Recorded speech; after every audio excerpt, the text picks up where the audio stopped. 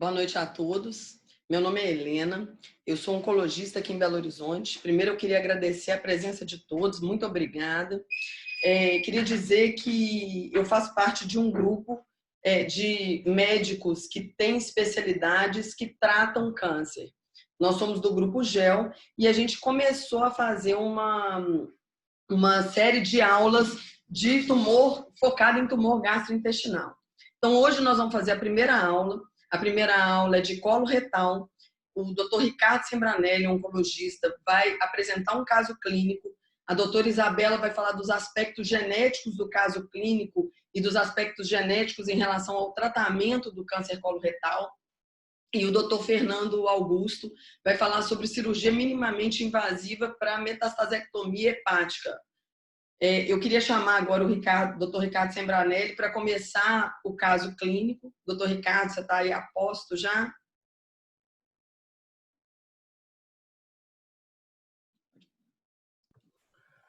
Boa noite, Helena. Boa noite a todos. Queria primeiro agradecer aí, né, o convite. É um prazer aí estar falando aqui para vocês hoje. Eu vou estar apresentando um caso clínico de um tumor coloretal metastático, que é um tumor, foi um caso extremamente interessante, um caso do Dr. João Paulo Vasconcelos, que ele gentilmente cedeu aí para a gente poder discutir hoje. É um caso que realmente é interessante pelo fato da multidisciplinaridade dele, que a gente consegue abranger diversas áreas aí para estar debatendo. Então, um paciente de 67 anos, com poucas comorbidades, começou a apresentar uma história de anemia ferropriva. Durante a propedêutica, foi constatada uma lesão neoplásica no cólon direito. Ele, então, ele foi submetido a uma hemicolectomia e, após um mês do procedimento, ele compareceu ao consultório do oncologista para determinação de tratamento adjuvante. Nos exames pré-operatórios, não foi visualizada nenhuma lesão à distância, então era um paciente ainda com intuito curativo, e a análise da peça operatória mostrou tratar-se de um adenocarcinoma localmente avançado, uma doença T3N2, em estágio 3B. Pelo fato que os exames já estavam mais antigos, né, quando ele chegou até a consulta, era uma doença realmente avançada, então o oncologista achou melhor solicitar novos exames de estadiamento para o início do tratamento, para ter um basal, e programou fazer uma terapia com 6 meses de Xelox. Assim que chegou os resultados, assim que chegaram os resultados dos exames que ele solicitou, ele já estava no segundo ciclo do tratamento e a tomografia mostrou realmente a presença de uma lesão suspeita no fígado. Essa lesão foi discutida com o cirurgião do caso e foi determinado que era uma lesão ressecável. Foi então avaliado, né, se deveria ressecar, já fazer um ressecamento upfront, ou se deveria continuar da sequência o tratamento que já estava sendo feito. Pelo fato, até para testar na questão do prognóstico do paciente, ver a sensibilidade à quimioterapia, avaliar se seria um bom paciente para ressecção, eles optaram por dar seguimento da sequência até completar 4 ciclos de Xelox na metade do tratamento, quando essa doença seria reestadiada para avaliar a evolução. Então, só para fazer uma adenda aqui, foi feito também, eles estenderam a propedêutica no início com PET e ressonância e mostrou realmente serem 2 lesões hepáticas, né, e ressecáveis, o CED-10. Foi solicitado também alguns outros exames para avaliação da análise tumoral, da biologia tumoral, para determinação do tratamento também, se deveria ser associado a algum outro tipo de medicação à quimioterapia. O RAS veio mutado, o BRAF não havia sido testado, e a instabilidade microsatélite ER2 haviam sido solicitadas, mas ainda não tinham resultado nesse momento. Então, aqui, para estabelecer o racional também dessa escolha pela quimioterapia antes, não só para testar a sensibilidade do tumor, também foi avaliado esse estudo, que foi testado FOLFOX antes da ressecção e posterior à ressecção, uma quimioterapia perioperatória em comparação à cirurgia isolada. Aqui a gente vê na curva rosa sendo um tratamento combinado e a curva azul sendo um tratamento isolado, né? Então aqui a gente vê que a curva rosa e a curva azul deram um ganho tanto de sobrevida global quanto de sobrevida livre de progressão. Assim, então, o paciente completou os 4 ciclos do tratamento, teve uma excelente tolerância, assintomático no momento, e quando foram solicitados os exames para avaliação da resposta, a doença estava estável, não aumentou, porém não diminuiu de forma expressiva, e o CEA caiu discretamente para 6,5. Então, eles tiveram que determinar novamente, né, discutir o caso e ver qual que seria o próximo passo, se eles deveriam completar os 8 ciclos do tratamento para ver se respondia ainda algo mais, mudar o esquema da terapia, né, com outras medicações e ver se aumentava essa taxa de resposta, ou se já encaminhariam direto para a ressecção. E eles optaram realmente que seria o ideal já mandar para a cirurgia direto nesse momento. Então, para falar um pouquinho sobre esse tratamento cirúrgica da metastasectomia minimamente invasiva, eu gostaria de convidar agora o Dr. Fernando Vasconcelos para dar uma aula para vocês. Boa noite, Dr. Fernando. Boa noite, Ricardo. Boa noite a todos. Vamos ver aqui, abrir minha aula.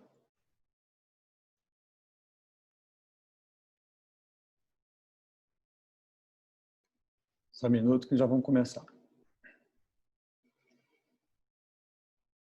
Bom, obrigado mais uma vez. Obrigado, Ricardo. Boa noite a todos.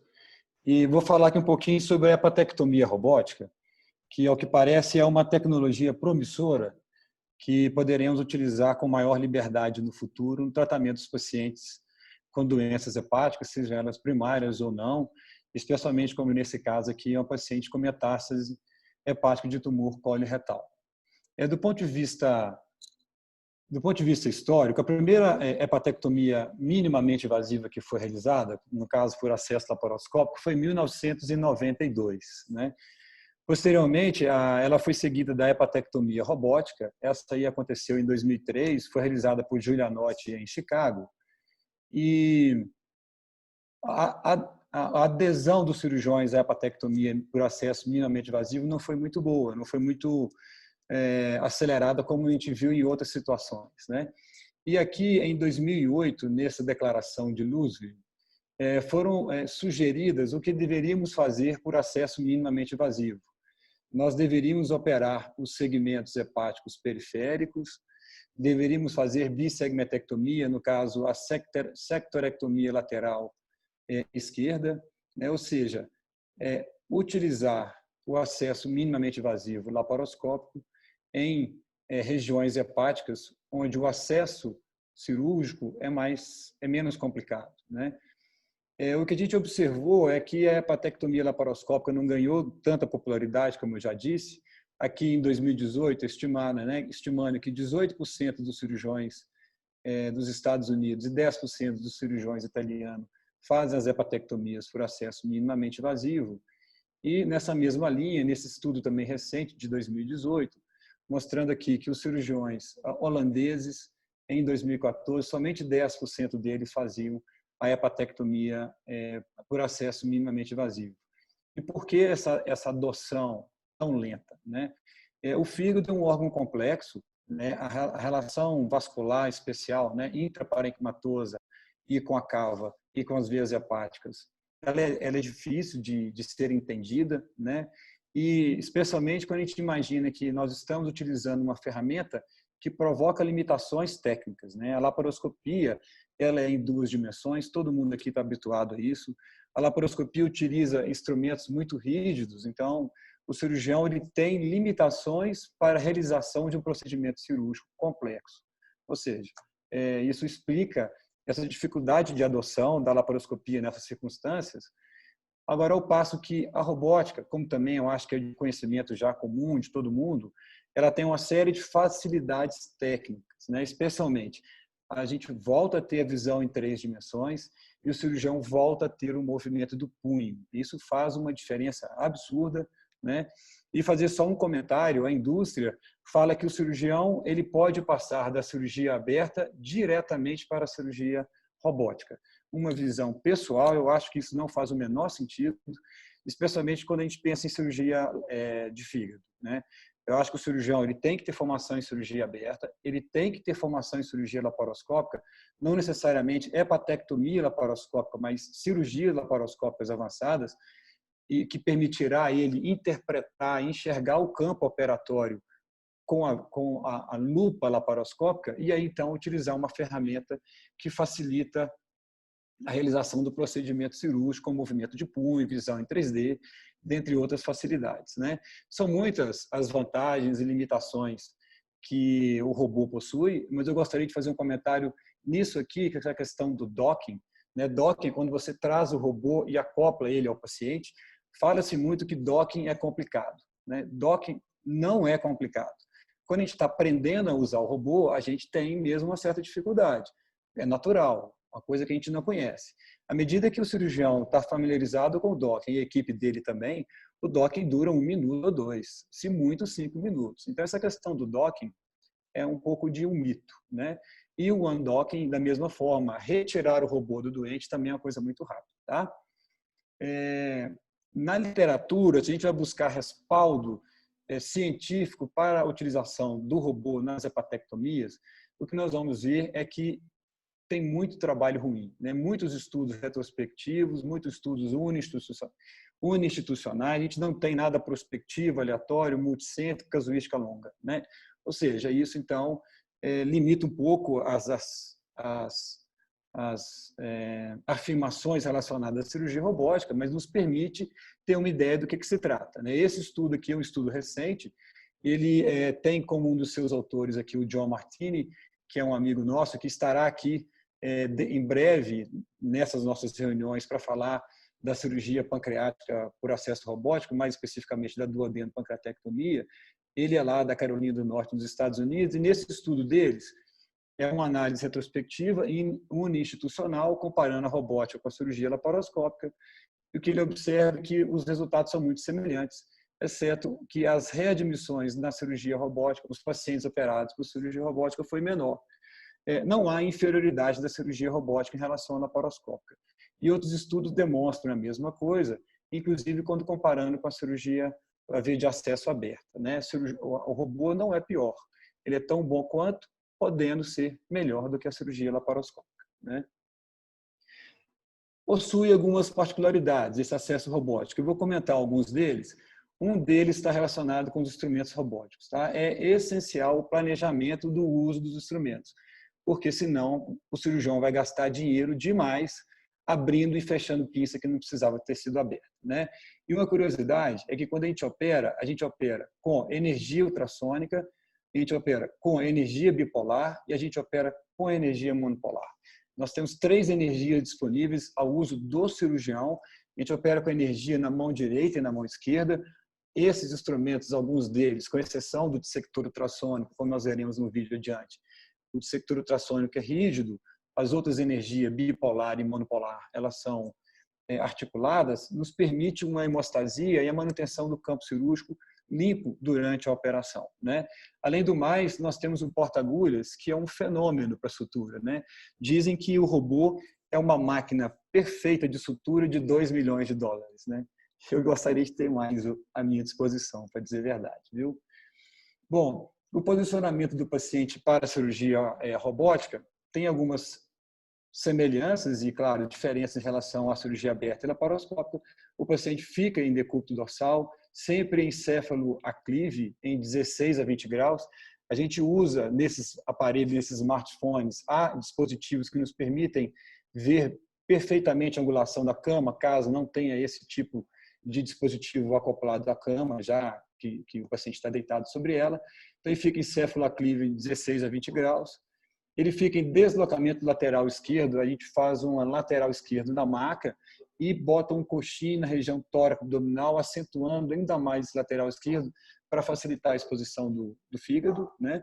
A monitorização é sempre invasiva, a gente usa de rotina acesso venoso central e pressão intraarterial. A pressão venosa central ela é rotineiramente baixa, especialmente nas operações que vão acessar os segmentos mais craniais do fígado, né, diminuindo aqui sangramentos da veia hepática e risco de embolia gasosa. E uma coisa interessante que a gente às vezes esquece é de manter a pressão de via aérea baixa, né? pressão de via aérea baixa, pressão intratorácica baixa, melhor retorno venoso, menor sangramento no campo operatório, né? Em relação aos posicionamentos portais, aqui a gente tem que ter mais esse cuidado, né? Na cirurgia laparoscópica, nós podemos, às vezes, ao colocar um trocarte de uma maneira não tão adequada, nos adaptar no posicionamento do corpo. O robô não permite isso, né? E a Intuitive, ela tem essas cartilhas que nos orientam como posicionar os portais. E eu falo em nome da Intuitive, sem nenhum risco de conflito de interesse, porque é a única empresa que tem um robô no mundo até os dias de hoje. Aqui, exemplos de 2 casos, pacientes submetidos à hepatectomia, a gente vê o braço 2 do robô, braço 1, braço 3 e 2 auxiliares. Nas hepatectomias, sempre 2 auxiliares. Isso no meu ponto de vista, tá? Um auxiliar tem que estar aqui pronto para clipe, aspirador, irrigação e o uso dos endogrampeadores. O outro auxiliar tem que estar com pinça afastando, entregando fio, cortando fio, e não dá. Fazer hepatectomia com um auxiliar só não dá, eu acho que não deve ser feito, tá? Essa é a minha opinião pessoal. Em relação ao docking, se a gente usa o sistema SI, esse docking ele é cefálico, e nós utilizamos o docking cefálico oblíquo direito. O robô entra aqui pelo ombro direito do paciente. Quando utilizamos o XI, tanto faz. O XI pode ficar lateral à direita ou à esquerda, isso dependendo da conformação da sala operatória. Esse aqui é um vídeo de cirurgia robótica, não é da paciente em questão, mas é uma paciente que tem metástases hepáticas múltiplas no lobo direito e uma no segmento 4B. Nós começamos aí com a liberação dos ligamentos, no caso, os ligamentos falciforme e os ligamentos coronários. Nós não soltamos os ligamentos triangulares. Isso permite a fixação do lobo direito ao diafragma e a tração do lobo esquerdo para a abertura do parênquima hepático. Você vê que a gente tem os instrumentos articulados, o que facilita demais a dissecção, mesmo posterior do fígado, né? Aí a metástase que ela tinha no 4B. Nós seguimos com a dissecção do pedículo hepático, vê que a articulação dos instrumentos permite o isolamento das estruturas sem muita dificuldade. Aí é o ducto hepático direito, nós estamos isolando ele com o Huck. O Huck para essa dissecção, eu acho ele fenomenal. E fazemos a sutura, você vê como é fácil suturar e como é fácil dar nó com o porta-agulhas no robô, né? Utilizamos sempre a tesoura do auxiliar, porque dessa forma a gente diminui o custo, né? Utilizar uma tesoura robótica são R$2.000 a mais. Eu prefiro utilizar a tesoura laparoscópica que já está aí no arsenal. Estamos isolando e dominando o ramo direito da veia porta com Hemolox, né? É recomendável suturar o tronco da veia porta também, para não acontecer um deslocamento de um clipe desses e o paciente ter um sangramento grave no pós-operatório imediato. Seguimos aí com a dissecção do ramo direito da artéria hepática. Ele é isolado com Hemolox na sua porção proximal e fazemos a ligadura em sua porção distal. E a ligadura, por que razão? É que fica mais barato, tá?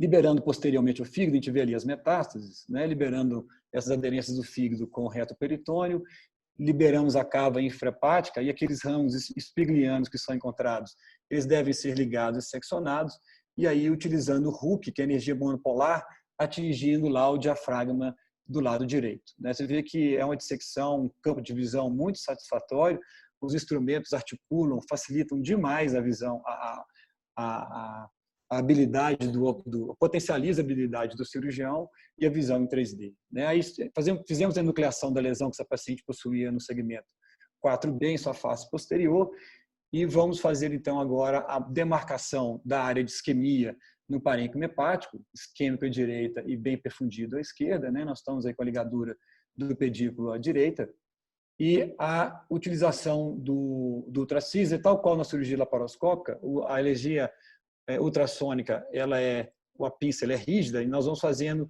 acionando o ultrassom e fazendo a compressão pouco a pouco do parênquima, a gente consegue a hepatotomia e ao mesmo tempo a hemostasia.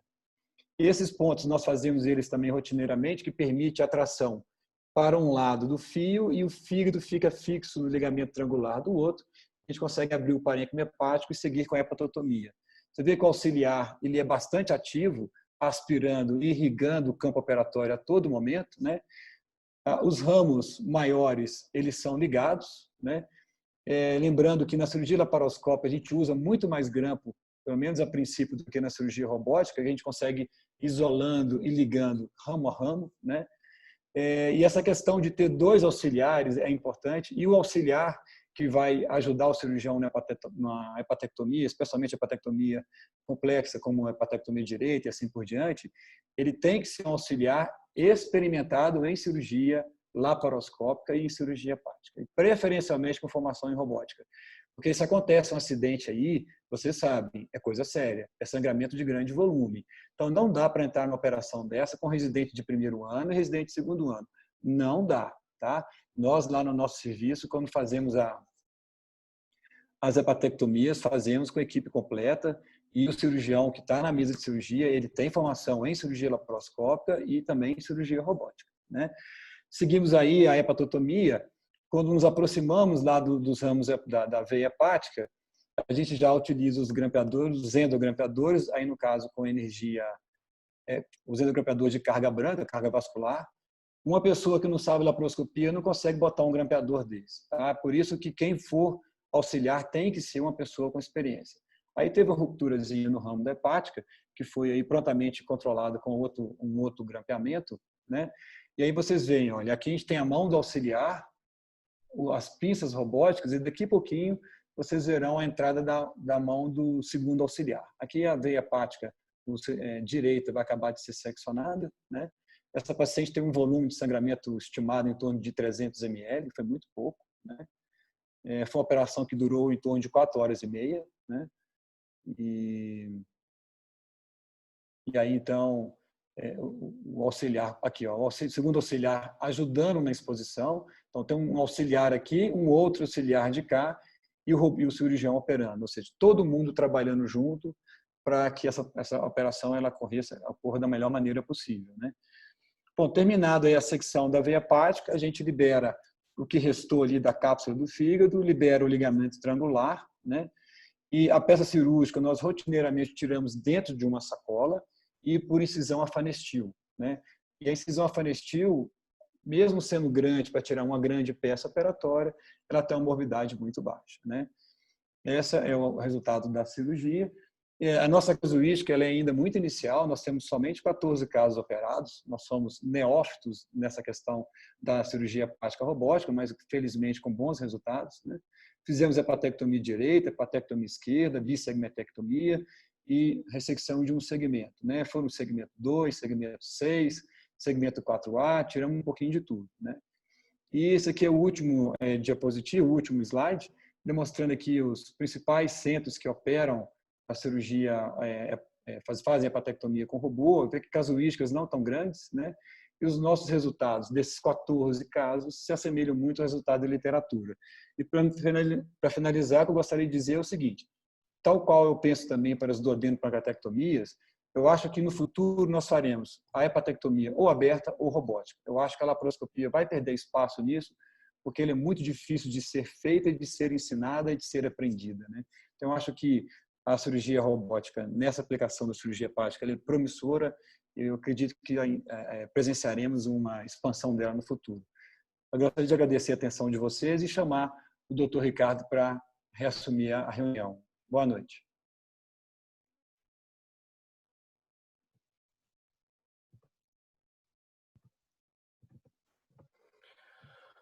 Parabéns aí pela apresentação, Fernando. Foi realmente excelente. Então, voltando aqui à nossa aula, o paciente então foi submetido à metastasectomia hepática, a ressecção de todas as lesões. Chegaram então os resultados que estavam pendentes, que mostraram a deficiência da proteína de reparo, né, indicando uma instabilidade microsatélite. Esse paciente foi então continuou, né, deu seguimento ao tratamento previsto inicialmente, completando os 8 ciclos de Shellox.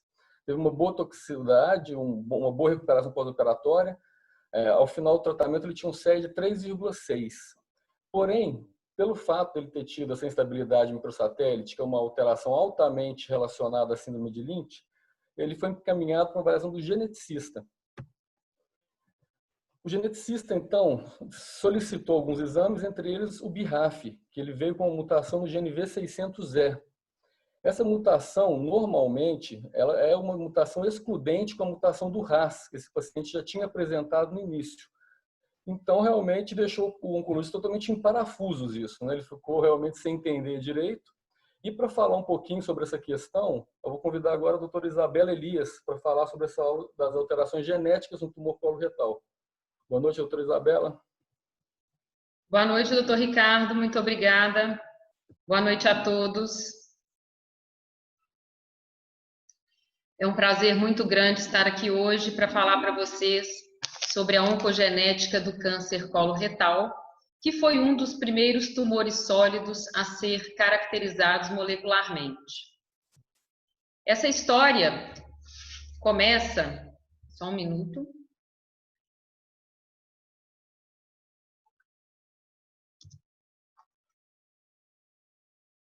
Estou conseguindo passar aqui, só um minuto.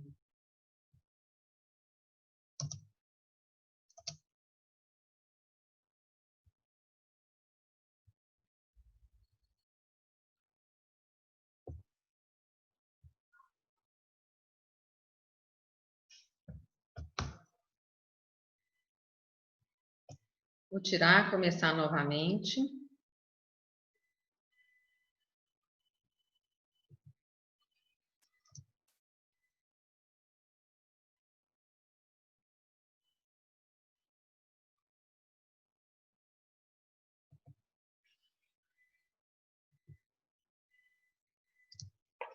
Ok.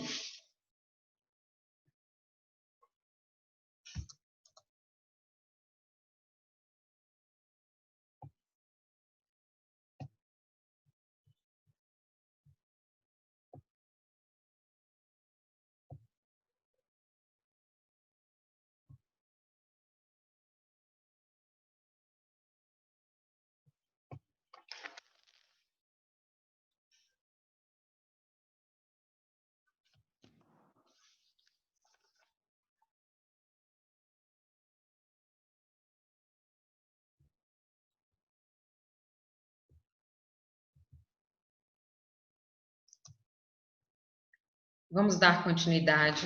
Desculpem o atraso. O câncer coloretal foi, como eu disse, um dos primeiros tumores sólidos a serem caracterizados molecularmente. E essa história começa lá na década de 80, que coincide com o início da era da biologia molecular. Em 1988, Bert Vogelstein e colaboradores publicam esse artigo descrevendo as alterações genéticas que ocorriam durante o desenvolvimento do câncer coloretal. Vocês conseguem ver os meus slides?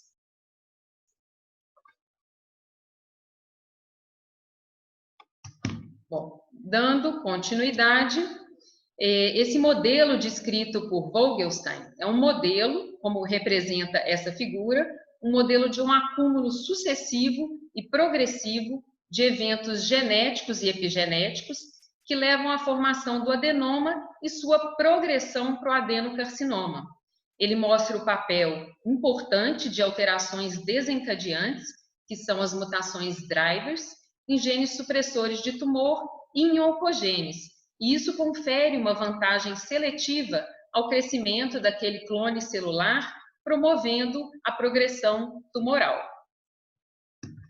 Nesse modelo, mutações em APC seriam o evento inicial na formação dos focos de criptas aberrantes e dos adenomas.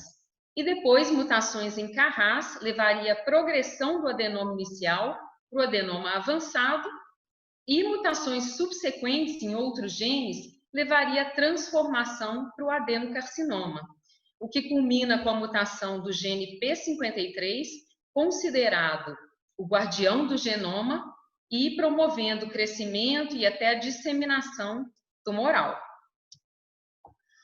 Esse acúmulo de mutações leva a uma instabilidade cromossômica, que é responsável pela progressão da doença.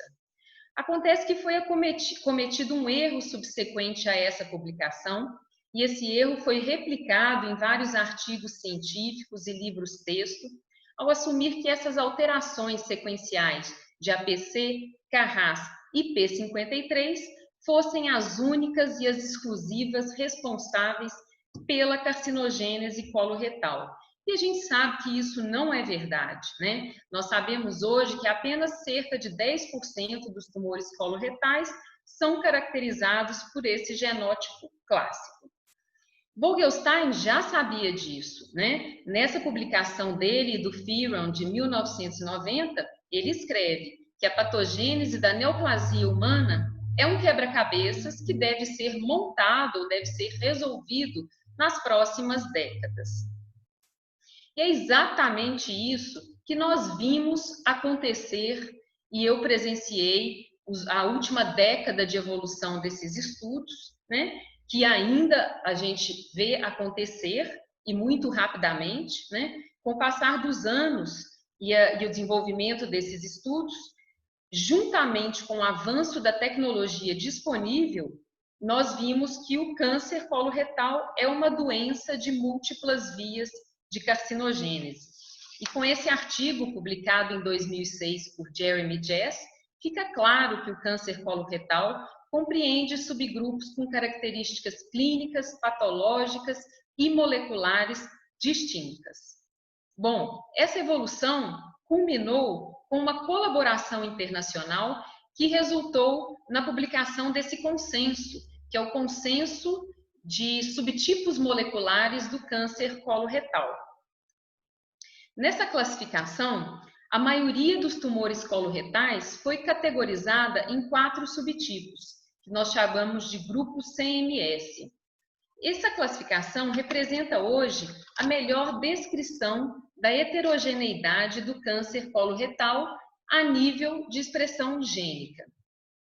Por meio desse desenho esquemático que está na publicação, nós podemos ainda observar que 7% dos tumores não puderam ser classificados, foram colocados aí como um tipo indeterminado.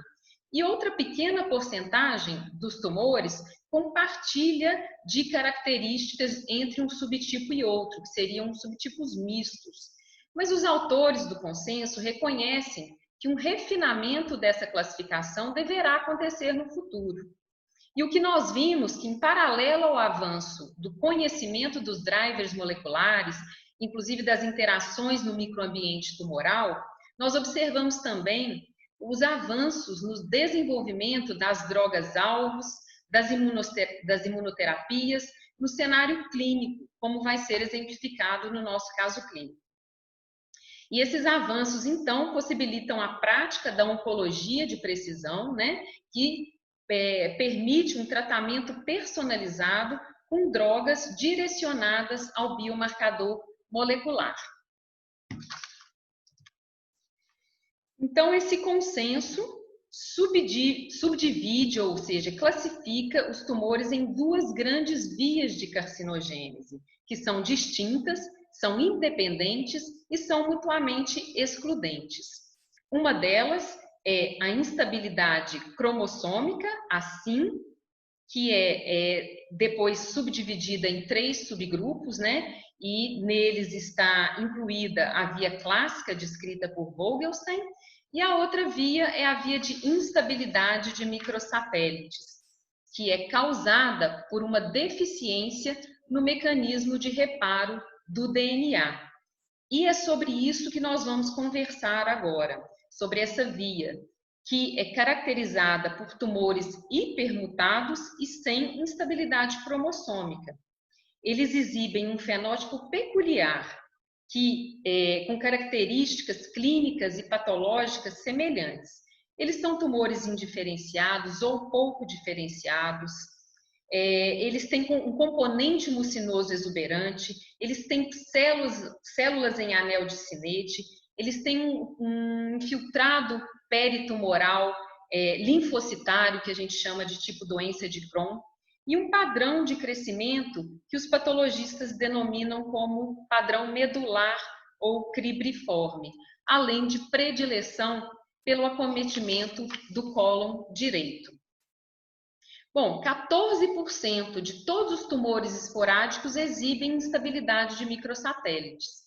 E virtualmente todos os tumores da síndrome de Lynch têm instabilidade de microsatélites. Em ambos os casos, a causa dessa instabilidade é uma deficiência no mecanismo de reparo do DNA. Acontece que, no caso da síndrome de Lynch, essa deficiência se dá por uma mutação germinativa em um dos genes de reparo do DNA. Já nos tumores esporádicos, a deficiência é causada por um evento epigenético. A gente chama de epigenético porque a sequência genética está inalterada, e esse evento é a metilação do gene MLH1. Explicando simplificadamente, a metilação é a ligação de um radical metil no promotor do gene. O promotor é aquele segmento que regula a expressão genética, como se fosse um interruptor, né? E essa metilação faz com que o gene se desligue, ou seja, ele para de funcionar. Na prática clínica, existem duas maneiras de se detectar a deficiência do mecanismo de reparo do DNA, que nós chamamos de assinatura genética destes tumores. A primeira forma é a instabilidade de microsatélites. Um exame realizado em laboratório de biologia molecular, e ele analisa os microsatélites e identifica ou não instabilidade nesses microsatélites, ou seja, hipermutação desses microsatélites. A outra forma é a imunistoquímica, que identifica a ausência ou a presença das proteínas produzidas pelo gene de reparo do DNA. Bom, esse tem sido o exame preferido na nossa prática clínica, devido à sua grande disponibilidade nos laboratórios de anatomia patológica. Inclusive, a gente já pode pedir simultaneamente a instabilidade de microsatélites com o exame histopatológico no espécime de biópsias ou no espécime cirúrgico, né? E além dessa vantagem, esse exame tem a vantagem de indicar qual foi o gene de reparo que perdeu sua função. Acontece que hoje nós realizamos o exame de imunistoquímica em todos os tumores diagnosticados, e essa é uma estratégia que a gente usa como rastreamento universal da síndrome de Lynch. E isso já está comprovadamente, já foi comprovado que é custo efetivo.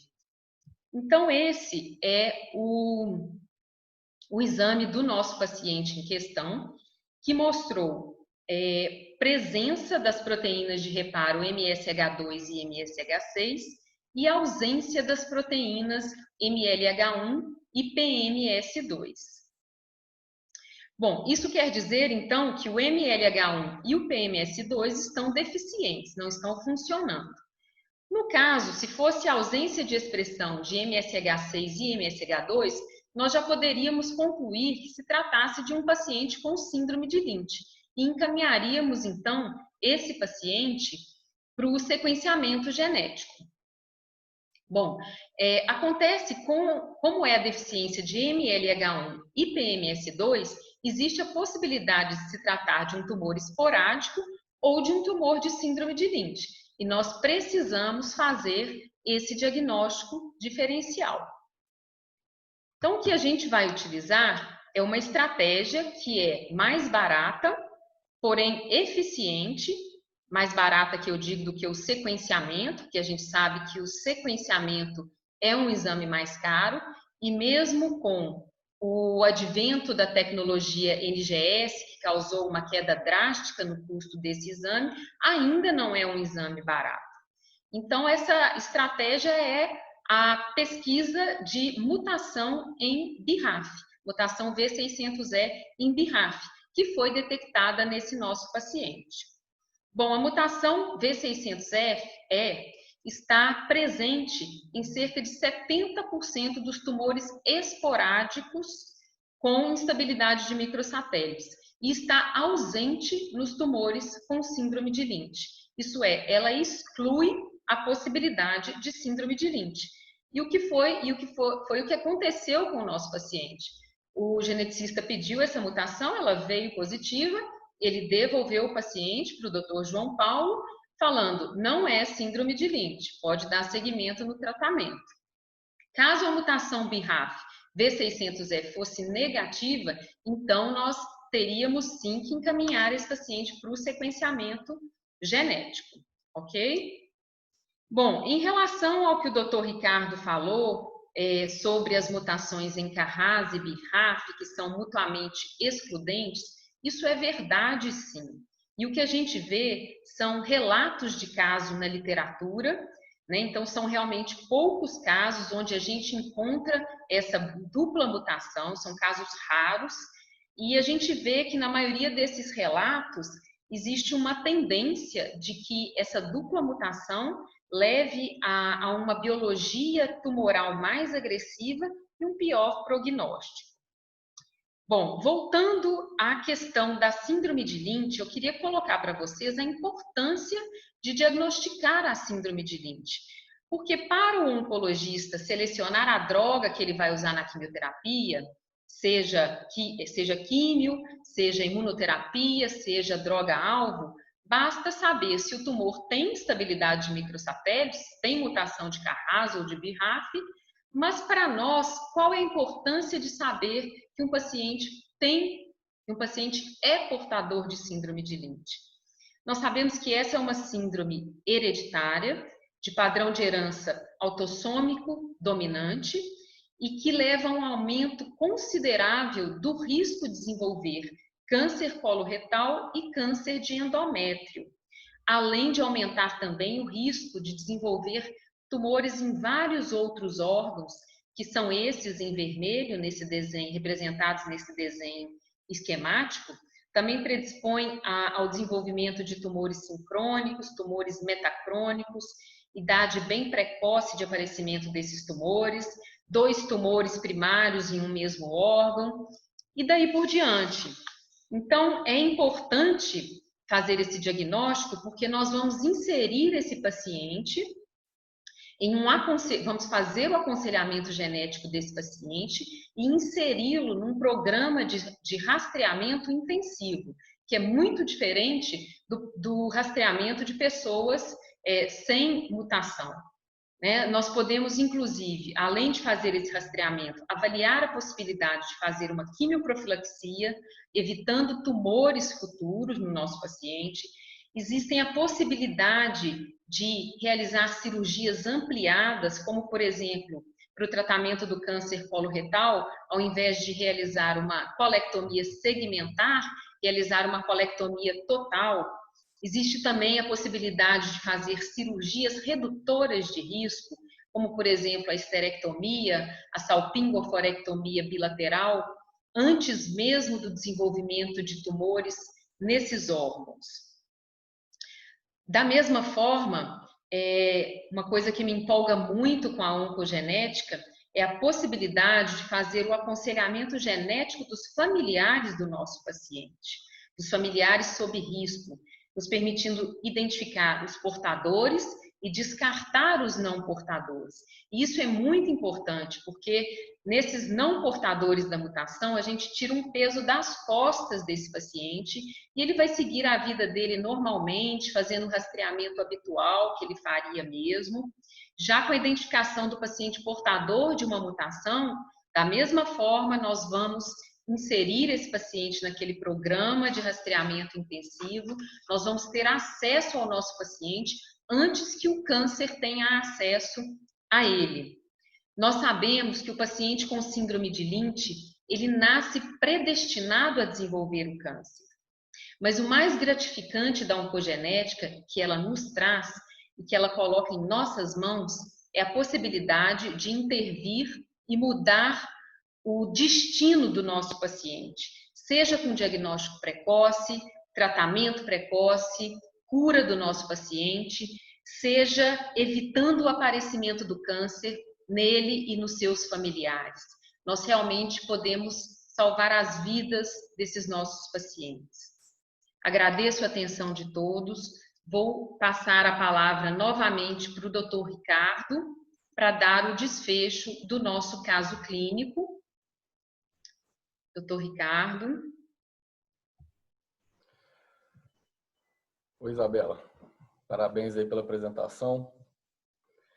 Retomando aqui, então, nossa aula. Esse paciente, então, tendo em vista o alto risco de recidiva que ele apresentava, e também essa complexidade aí genética, né, que a gente viu, esses dados conflitantes da mutação do BRAF e do RAS, o oncologista solicitou então um novo PET-CT para avaliar para segmento, e ele enviou o material do laboratório, material tumoral, para um laboratório de excelência nos Estados Unidos, em Indianápolis, para eles fazerem essa análise genética e confirmar realmente se havia a presença dessas duas mutações, que, como a Isabela mostrou, é extremamente raro. O PET, então, infelizmente, mostrou aí uma recidiva hepática já mais maciça dessa vez, com múltiplas lesões, desta vez irressecáveis. E o resultado dessa análise do laboratório americano mostrou, ele confirmou a mutação do BRAF, porém ele mostrou um RAS indeterminado, não conseguiu realmente confirmar a presença da dupla mutação, mas também não foi possível excluir definitivamente. Com todos esses dados em mãos, o oncologista teve então que definir agora qual que seria o próximo passo do tratamento, né? O tratamento seria exclusivamente sistêmico, mas ele teria 3 opções aí. O tratamento padrão que a gente tem, principalmente aqui no Brasil, o tratamento aprovado que a gente tem pela Anvisa para tratar, é o tratamento quimioterápico, né? Que a gente pode associar aí algum anticorpo monoclonal, tipo bevacizumab, ou então algum cetuximab, panitumumab, no caso da mutação do RAS selvagem. Mas é interessante falar aqui que o BRAF, por se tratar de um driver mutation, ele inclusive confere, mesmo no caso do RAS selvagem, ele confere uma resistência a esse tipo de medicação. Então, normalmente, o paciente não tem benefício da associação dessa droga ao tratamento quimioterápico. Então, o oncologista teria que determinar esse tratamento quimioterápico, a terapia-alvo BRAF, que são alguns estudos recentes que a gente tem para essa subpopulação do BRAF mutado, que estão mostrando muito promissores, e a imunoterapia, que também beneficia exatamente a subpopulação que tem a presença da instabilidade microsatélite. Nesse caso, então, um caso raríssimo que a gente teria as 3 opções terapêuticas. Obviamente, no Brasil, as 2 últimas teriam que ser via judicial, mas vou falar um pouquinho para vocês a respeito dessas 2 últimas, que são novidades, né? Eu queria falar um pouquinho sobre o BRAF, a mutação do gene, porque o BRAF ele é mais do que somente uma mutação que te guia no tratamento, para mostrar tanto resistência quanto sugerir medicações. Ele acima de tudo, ele é um gene que ele confere um marcador fortíssimo prognóstico. A gente vê a estratificação na curva ao lado, como que a presença da mutação do BRAF torna o prognóstico extremamente pior em comparação ao BRAF selvagem. A gente vê que os pacientes nesse estudo, nessa análise, com a presença do BRAF mutado, tiveram uma sobrevida média de 7 meses, enquanto os pacientes sem a mutação tiveram uma sobrevida de 25 meses, é quase 4 vezes mais, né? E também é legal deixar claro que a mutação do BRAF não é uma mutação única, né? A gente tem alguns genes ali dentro. O principal deles, que normalmente a gente se refere quando a gente está falando da terapia da mutação do BRAF, é o V600E. E é justamente ele que é o gene de pior prognóstico. As análises que a gente tem desses outros genes, as outras mutações BRAF não V600E, inclusive parecem ter até algum fator de bom prognóstico, de melhor prognóstico com relação ao tratamento, ao paciente sem mutação alguma. A gente vê nessa análise aí, nessas curvas, que quando a gente faz a análise conjunta, tanto da mutação do BRAF quanto da presença da deficiência da proteína de reparo, a gente vê que o pior subgrupo, né, o de pior prognóstico, é justamente o paciente que tem a presença da instabilidade microsatélite e da mutação do BRAF. Para falar então um pouquinho como a gente deve abordar essa doença que é bem mais agressiva que a gente está vendo, eu vou falar aqui para vocês a respeito, a princípio, do tratamento quimioterápico padrão mesmo. Então, a gente tem 2 estudos aqui que formularam a hipótese de a gente tentar fazer uma quimioterapia mais intensa, né, mais forte para esses pacientes de um pior prognóstico. Que são 2 estudos italianos principais, tem outros estudos também, mas esses 2 são os principais, o Buono e o Tribe. Os 2 compararam a terapia tripla com FOLFOXIRI em comparação com a terapia dupla de FOLFIRI. O Tribe ainda adicionou também nos 2 braços a terapia anti-VEGF com bevacizumab. Aqui é importante o que a gente ressalta para a gente é que nos 2 estudos A terapia tripla, né, com Folfoxiri, teve um aumento de sobrevida de progressão, sobrevida global e de taxa de resposta. No entanto, a gente tem que responder, será que essa terapia conferiria um melhor prognóstico, um melhor resultado também para os pacientes desse subgrupo do BRAF mutado? Ou será que foi simplesmente um resultado dos pacientes globais, né? Tem outros fatores influenciando. E aqui a gente realmente, pela análise do subgrupo do TRIBE, não foi possível confirmar isso, né? Esse benefício para os pacientes com mutação do BRAF. O que parece ser o subgrupo que mais responde, que tem mais benefício da terapia tripla, o melhor critério clínico para essa escolha parece ser a lateralidade, na comparação do cólon direito ou esquerdo. Mas parece que, pelo menos nessa análise, não mostrou um impacto com relação à mutação do RAS ou BRAF. Aí começaram, a gente já tem, é importante saber um pouquinho da história aqui, que essa terapia anti-BRAF, a gente já tem bastante prática nela no tratamento de outros tumores, principalmente o melanoma. A gente já usa esse tipo de terapia há alguns anos. A presença da mutação é bastante frequente, né, nesse tipo de tumor. Então, trouxemos o racional para o tratamento da doença coloretal. Eles pegaram todos esses pacientes com a presença da mutação no BRAF, e o primeiro estudo relevante que surgiu sobre isso foi apresentado na ASCO de 2017, há 3 anos, foi o SWOG 1406. Eles compararam justamente o braço padrão, né, de quimioterapia mais cetuximab e comparando com a adição dessa droga anti-BRAF, que é o vemurafenib. A gente vê aqui nas curvas que a terapia tríplice, né, com a adição do vemurafenib, ele teve mais do que dobrou o valor da sobrevida de progressão. Aí veio, então, ano passado, foi publicado um estudo que até então, o nosso estudo referência para essa questão da mutação do BRAF, que é o estudo BEACON. Ele é um estudo fase 3, ele abriu 3 braços de análise. Ele botou o braço controle da quimioterapia mais terapia anti-EGFR, fez a terapia dupla e a terapia tripla. Mas o legal aqui da gente ver nesses 2 braços experimentais é que não foi feita o acréscimo de quimioterapia. É a primeira vez que a gente faz um tratamento para câncer coloretal totalmente sem químio, apenas com drogas-alvo. Então, a diferença do braço duplo para o braço triplo seria que o duplo tem o anti-EGFR cetuximab com o anti-BRAF, o encorafenib. E na terapia tríplice, além dessas 2 medicações, você traz também o inibidor de MEK, o binimetinib. Também, mais uma vez, a gente está transportando esse racional do melanoma para o tratamento do câncer coloretal. Porque no melanoma a gente já tem esse tipo de tratamento da associação do inibidor de MEK ao anti-BRAF com excelentes resultados. A gente vê um aumento da resposta com menor toxicidade até. Então, aqui uma falha desse estudo é que ele não comparou diretamente os 2 braços experimentais. Ele simplesmente pegou os 2 braços experimentais e comparou com o braço controle, de forma separada. Então, aqui a gente vê que os dois estudos, as 2 análises, a terapia, o braço experimental foi bastante superior ao braço controle.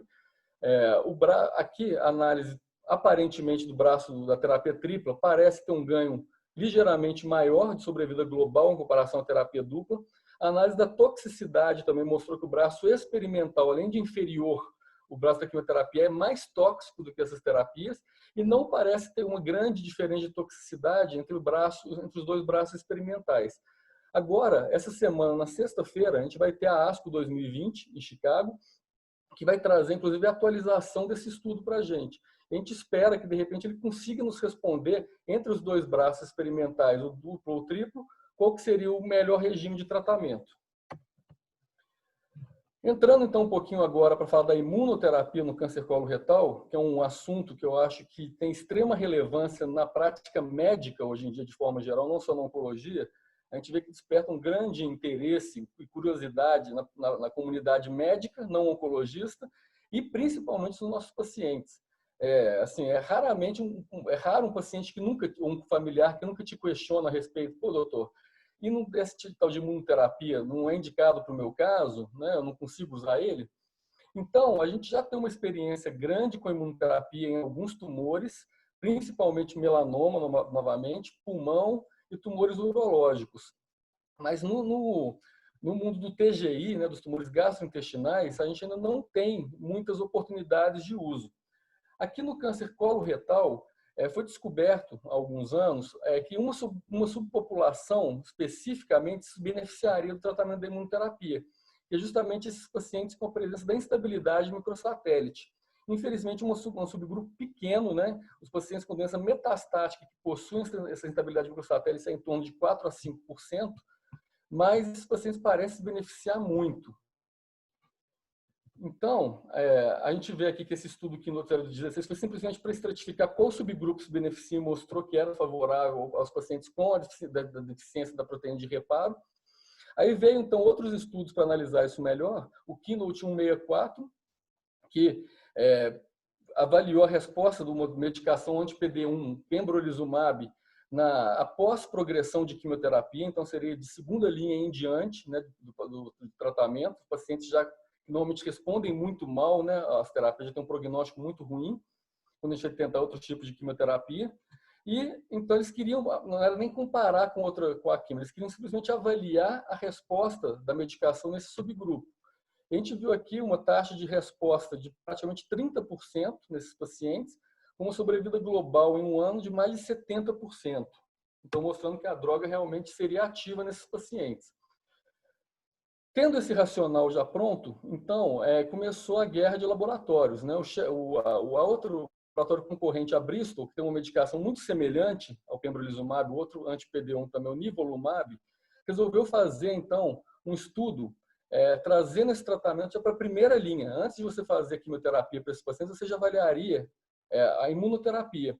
E o interessante desse estudo é que ele associou não só o nivolumab, mas pegou também um outro imunoterápico, anti-CTLA4, ipilimumab, fazendo mais ou menos um duplo bloqueio de imunoterapia, mais um racional transportado do melanoma e do pulmão, que a gente já tem prática nisso e mostra realmente ser superior.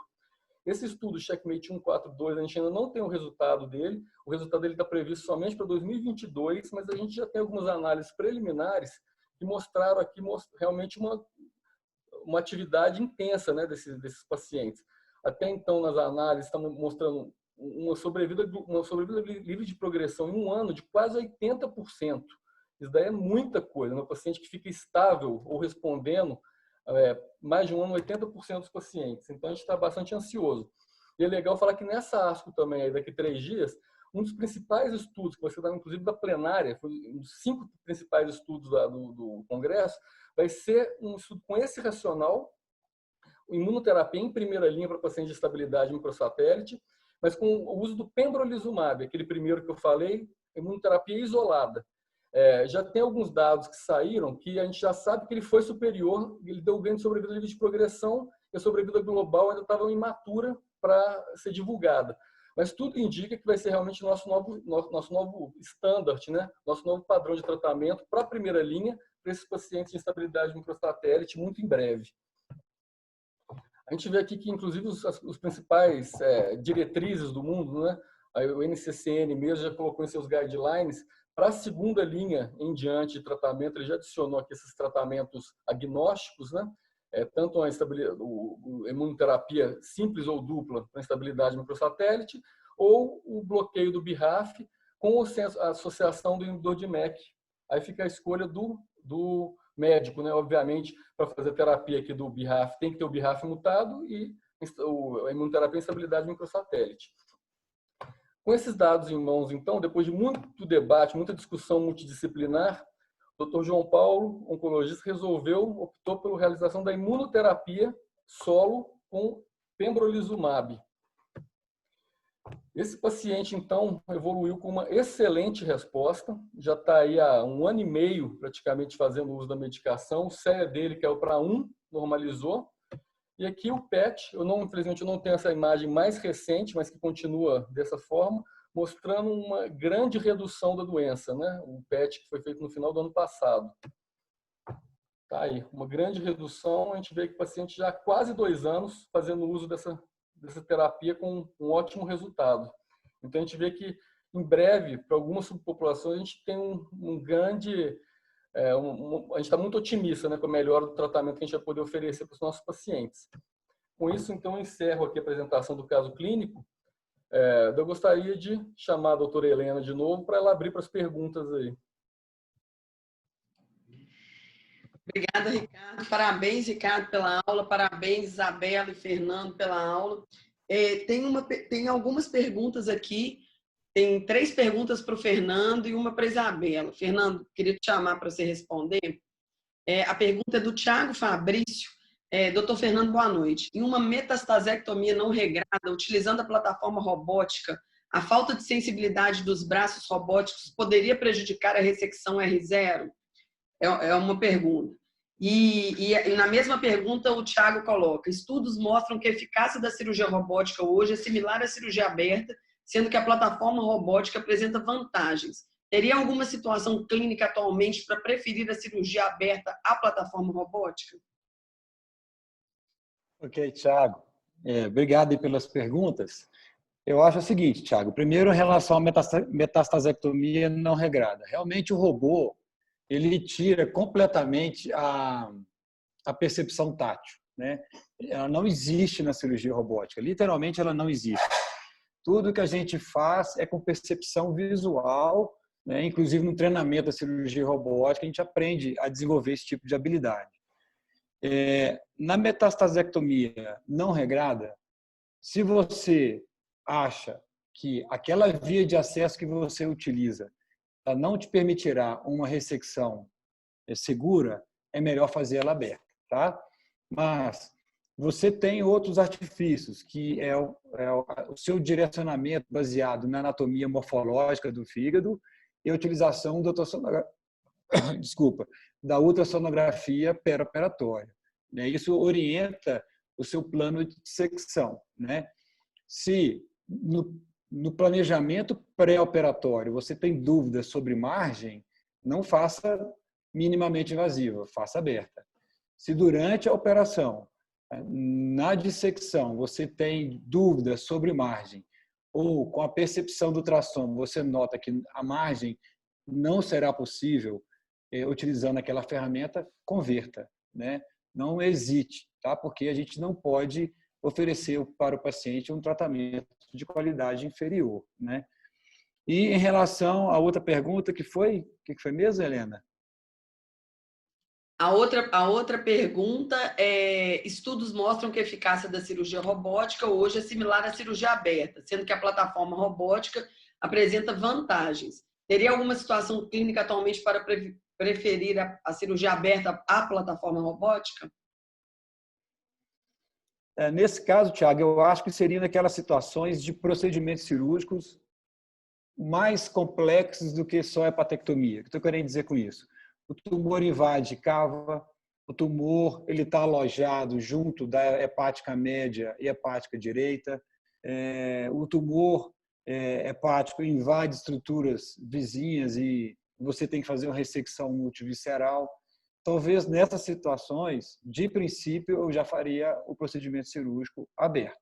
Eu não me sinto à vontade nessas circunstâncias e os relatos de literatura são muito escassos nesse sentido também, né? Ou seja, nessas situações de invasão vascular, cava, ramos de veia hepática, tumor alojado junto da inserção das hepáticas, ressecções multiviscerais, eu acho que deve de ser por acesso aberto. Fernando, outra pergunta para você. Caso haja sangramento volumoso perioperatório, como resolver a situação? Tá, Helena, isso aí é uma coisa crítica, viu? Isso é porque é o seguinte: o cirurgião está longe, né? O cirurgião está longe do campo operatório, está sentado no console e tem 2 auxiliares lá, né? E a sala de operação está cheia, né? É comum, além do anestesista, do instrumentador, da enfermeira, ter outras pessoas assistindo o procedimento, né? Porque ainda desperta muita curiosidade. Então, eu acho que, primeiro, há uma necessidade de mudança no treinamento dos cirurgiões robóticos. Eu acho que, como abordar grandes emergências, isso tem que estar no treinamento do cirurgião robótico desde o princípio, né? Coisa que nós não temos isso atualmente. Eu acho que é uma falha no ensino da cirurgia robótica. Outra coisa, os seus auxiliares têm que ser auxiliares com experiência. Não pode ser pessoas que elas sejam com pouca experiência em procedimento cirúrgico, não pode. E antes da operação tem que ter tipo uma reunião, que eles falam de briefing, né? O cirurgião conversar com o anestesista, com os auxiliares e considerar essa situação. Gente, se sangrar, o que é que nós vamos fazer aqui? Essas atitudes têm que estar bem definidas no pré-operatório, né? Há uma necessidade de vigilância, equipe bem experiente, e essa conversa deve existir, né? Se tem um elefante na sala e tem que falar sobre ele. Se tem risco de sangramento, que é real no tipo de operação dessa, ele tem que ser falado antes de começar a operação. E aí cada um exercer sua função. E o mais importante, só para finalizar, eu acho que a gente tem que mudar o treinamento da cirurgia robótica. Isso, a abordagem da emergência tem que estar no treinamento do cirurgião, e ela não está hoje. Mais uma pergunta, Fernando. Você acha que a laparoscopia vai ser abandonada?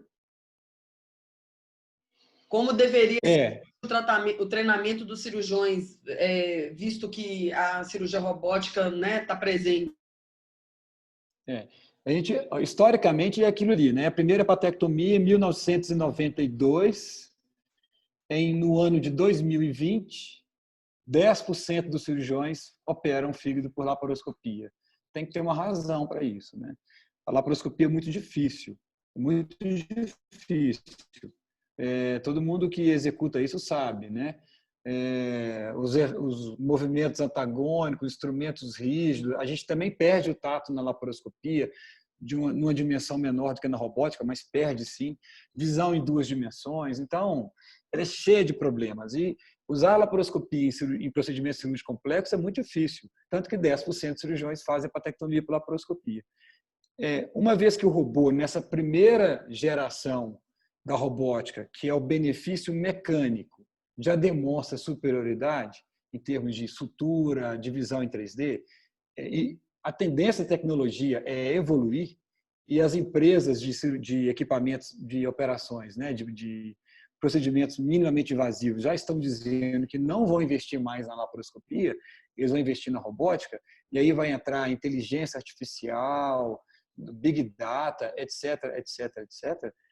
Eu acho que a tendência será dessas grandes procedimentos cirúrgicos, incluindo a hepatectomia, serem feitas ou aberto ou robótico, né? Não tem dúvida, não. E eu também acho que o cirurgião que vai fazer uma hepatectomia robótica, se ele nunca fez laparoscopia, é melhor nem tentar, que eu acho que não vai dar certo. Ele tem que passar pela laparoscopia, eu não digo nem a hepatectomia, mas ele tem que compreender a laparoscopia antes de sentar no robô. Quero fazer uma pergunta para a Isabela. Isabela, a gente sabe que o custo do NGS ainda é caro, né? Tá melhorando, tá barateando, igual você mesmo falou, mas ainda é caro. Quando que a gente usa sequenciamento de gene e quando que a gente usa painel germinativo? Bom, Helena, como eu expus, aconteceu uma grande evolução na tecnologia de sequenciamento genético nos últimos anos. Eu posso comparar, por exemplo, quando eu comecei a lidar com câncer hereditário há 10 anos atrás e para agora. Na época, a gente utilizava o sequenciamento de sangue, que era muito mais caro. Nós tínhamos a possibilidade, pelo sangue, de sequenciar um gene a cada vez. Era um método muito preciso, mas muito trabalhoso e muito caro. E com o avanço dessa tecnologia, chegou nos últimos anos a tecnologia NGS, que é Next Generation Sequencing. Essa tecnologia nos permite sequenciar múltiplos genes em paralelo, quer dizer, de uma vez só, em um tempo muito mais rápido, de maneira muito mais eficiente e também tão precisa quanto o sangue. Isso fez com que o custo caísse realmente drasticamente. A gente não pode comparar o custo do NGS com o custo do sangue. Então, o que a gente fazia antes era pedir o sequenciamento de genes individualizados. Pedia um gene, se a gente não encontrava, pedia o sequenciamento de um segundo gene e daí por diante. Hoje, se você for sequenciar mais de 2 genes por sangue, já não vale a pena. vale a pena você pedir o painel germinativo. E é o que a gente tem feito ultimamente. Alguns laboratórios já fornecem o painel, independente de você solicitar 2, 3 ou 4 genes, eles já fornecem o painel daquela biblioteca que eles constroem, alguns painéis de 40 genes, 80 genes, 100 genes, e existem painéis até bem maiores que isso, né? Então, a gente vai ter uma eficiência maior e a gente já pode olhar vários genes ao mesmo tempo. Se a gente não encontra um, a gente já tem o outro sequenciado, né? O problema disso é que a gente vai encontrar também várias variantes de significado incerto, que são as VUS, né, que a gente chama. E isso, às vezes, pode trazer um problema, uma ansiedade para o paciente ou para o próprio médico, mas a gente tem sabido como contornar isso. Então, o que eu vejo para o nosso futuro é ficar com o NGS, ficar com os painéis daqui por diante. É o que a gente tem feito. Bom, eu queria primeiro dar uma notícia, assim, esse paciente é um paciente que é do João Paulo e na época que ele apareceu, a gente discutiu muito o caso dele. Para nós é gratificante demais o que aconteceu no caso dele. Ele tá até hoje em controle com o João Paulo, está bem, sem doenças, CEA normal, PET negativo. Isso é sensacional para um paciente que era metastático e que não estava respondendo a nenhum tratamento. Então, para nós, para um oncologista, isso é tudo que a gente quer. Queria parabenizar todos os palestrantes, parabéns Isabela, parabéns Fernando, parabéns Ricardo, acho que foi muito bom. Queria pedir desculpas, aconteceu de algumas pessoas tentarem entrar na plataforma Zoom, a gente conseguiu fazer um link com o YouTube para passar para o YouTube, mas na próxima reunião nós vamos disponibilizar uma plataforma para mais gente. Acho que a gente não esperava esse tanto de pessoas, então só tenho que agradecer a vocês. E semana que vem nós vamos mandar o convite da próxima reunião. Vai ser semana que vem, a gente manda para os grupos, para vocês, e vamos mandar também a sequência de reuniões que nós vamos fazer daqui para frente de oncologia do trato gastrointestinal. Muito obrigada a todos. Boa noite, né? Vamos descansar agora. Helena, é só fazer um adendo, é legal falar que semana que vem a gente vai ter um convidado internacional, né? Semana que vem nós vamos, assim, acho que não é tão interessante para os proctologistas, porque é câncer de pâncreas, mas o tema é cirurgia minimamente invasiva em câncer de pâncreas, e o Fernando convidou um colega dele, da Carolina do Norte, para falar para a gente. Mas a gente vai mandar para vocês os convites. Muito obrigada, gente. Obrigada, Fernando. Obrigada, Isabela. Obrigada, Ricardo. Boa noite a todos. Obrigada, Helena. Obrigado, gente. Obrigada a todos. Foi bom demais. Obrigada, gente. Valeu, obrigado.